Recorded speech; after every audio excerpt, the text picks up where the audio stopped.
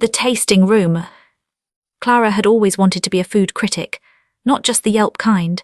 She was after the elite world, underground chefs, invitation-only dinners, molecular gastronomy, the kind of experiences money couldn't buy. Her blog, Palette Noire, was gaining attention, especially after she started reviewing secret supper clubs. Then came the invitation. Handwritten, wax-sealed, no return address.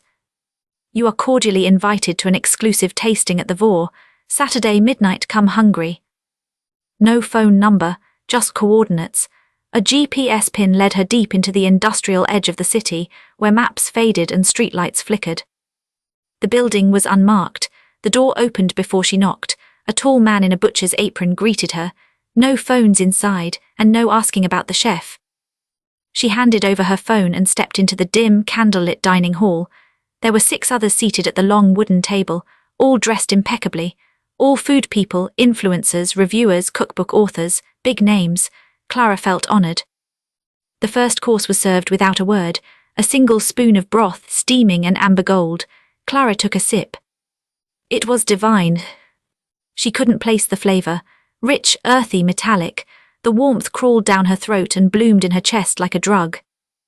The second course, tartare, beautifully plated, almost floral, raw, glistening meat.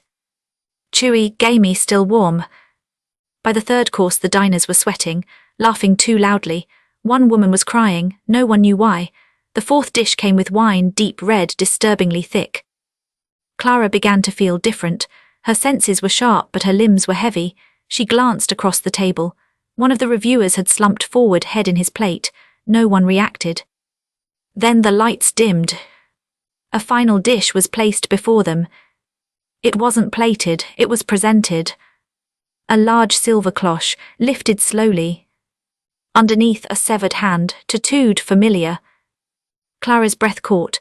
She had seen that tattoo before on the Instagram of a missing chef, Leo Marquez, the one who disappeared last year after talking about exposing a gastronomic cult. Somewhere in the shadows, a voice spoke. What makes a dish worth remembering, Clara? The diners began clapping. Sacrifice, the voice answered itself. Behind her, someone locked the door. The room was now sealed. The other guests turned toward Clara with blank expressions. Their forks gleamed. She realized in that moment what the final course always was. The critic, Clara, didn't die that night. She woke up on cold tile, wrists bound in silk, not rope, the kind of touch that suggested luxury, not mercy. A figure loomed over her, their face obscured by a porcelain mask shaped like a deer skull. You impressed the chef, it whispered.